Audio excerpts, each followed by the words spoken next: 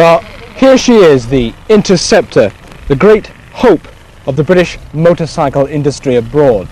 At home, we are faced with a declining market for machines like this, but in America, apparently, and especially in California, the appetite of young Americans for 120 miles an hour plus all-steel monsters like this is insatiable. They've got the money to buy the machines and the roads to use them on. Hello everybody, we're back here with this 1970 Mark II Interceptor, the most powerful Royal Enfield model that they ever made, including right up to the current time. They haven't made anything more powerful than this. So what am I doing? I've been working on it, and I'll explain now why I didn't make a video over the weekend. Because I did make a video, and well, I made 4, and every single one of them the audio didn't come out. I'm now on my 5th microphone, and I've now ordered another one a bit more fancy, so hopefully we can get something that you can listen to. So I've got the original clocks back on. I've been sitting there gathering dust, and that's stuck at 30 miles an hour already. But if you go backwards a bit, it goes back. It does work all right. It's showing 36,000 miles on the clock, which could be genuine, don't know. But my issue at the moment is with the tach. At some point it's had a clock change, and this is not the right one for the bike for some reason. It's the right drive,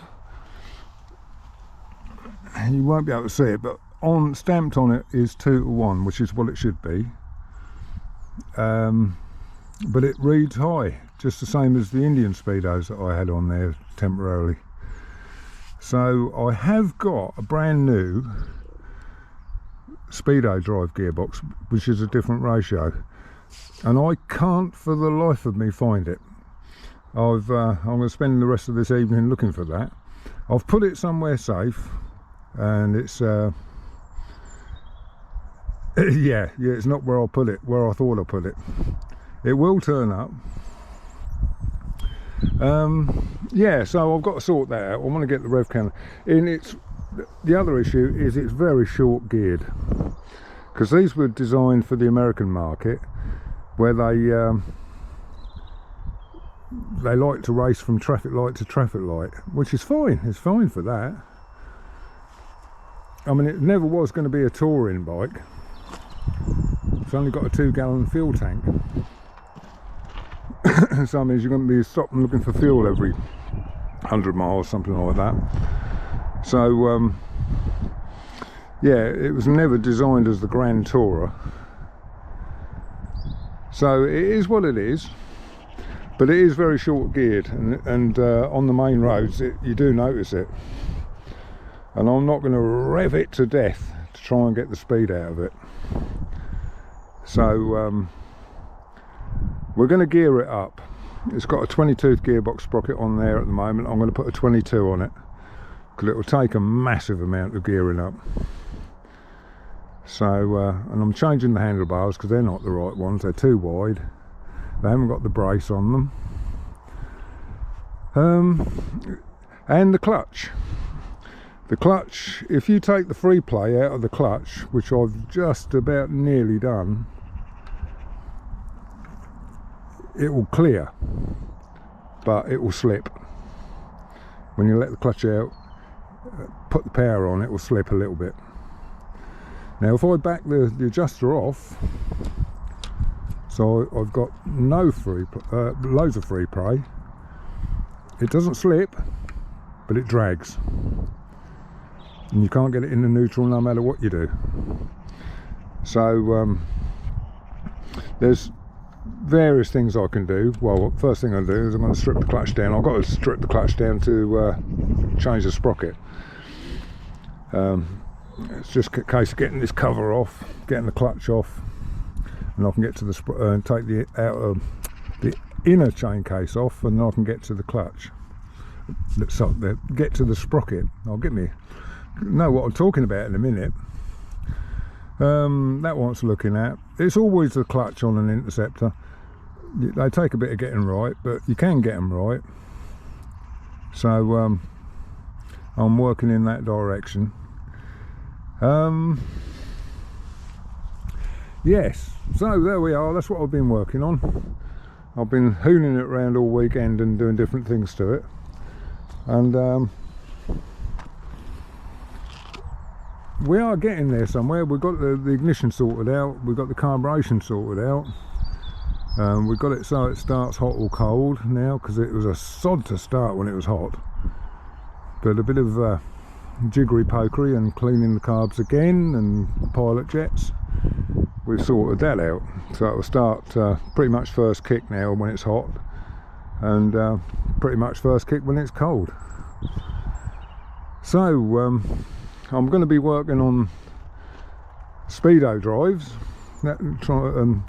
and I'm not sure if the speedo's accurate or not, but we'll check it. It's 150 mile/hour speedo, and I'm pretty well, I can tell you, after frame number 1830, they did go to, and this is 1824. No, I'll tell a lie, it's 1924. So it should have 150 mile/hour speedo. So the chances are that's right. And that little 1000 in the bottom there, on the serial number, that is a 1512 reduction or speedo drive, which is on the back wheel down there. That's the right one for it. So we're all right on the speedo side of it. It's just the rev counter I need to get sorted out. But they fit in these snazzy little pods, where the Indian ones won't fit in there. I can't think why. I did try them, I think, and they wouldn't go in there. They wouldn't. I think they're slightly different diameter, and they just don't look right. So there we are. We've got the braking sorted out. The handling is pretty good. The brakes are really good. Yeah, so that's what I'm doing. There'll be more videos to come with me hooning this about. It's got one or two little tiny oil leaks, nothing major, but things that I've got to attend to. I'm not worried about cosmetics on this bike at the moment. I'm just wanting it mechanically right. There's a slight issue with the charging. It's intermittent, doesn't seem to want to charge unless it's revving quite sort of not quite high, but I mean, it's got to be sort of like you've got to be moving down the road with it. I mean, it doesn't charge. It will charge briefly when you just blip the throttle and stand still, but sometimes it just stops charging, and other times it does charge. So another thing to look at, it blew the rear bulb the other day. Came back and I realised I've got no brake light, so pulled the filament out and or pulled the bulb out, and the filament was broke. So yeah, we're getting there with it bit by bit.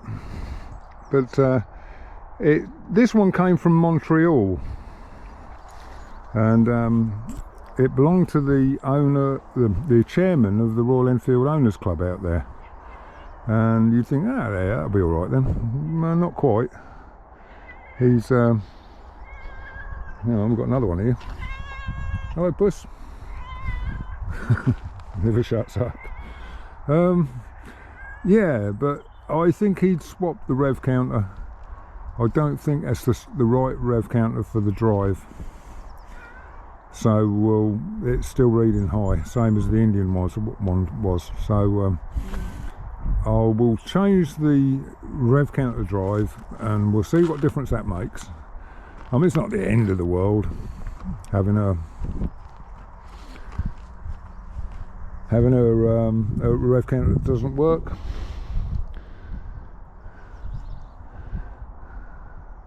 Let's just notice it's blowing a little bit of oil.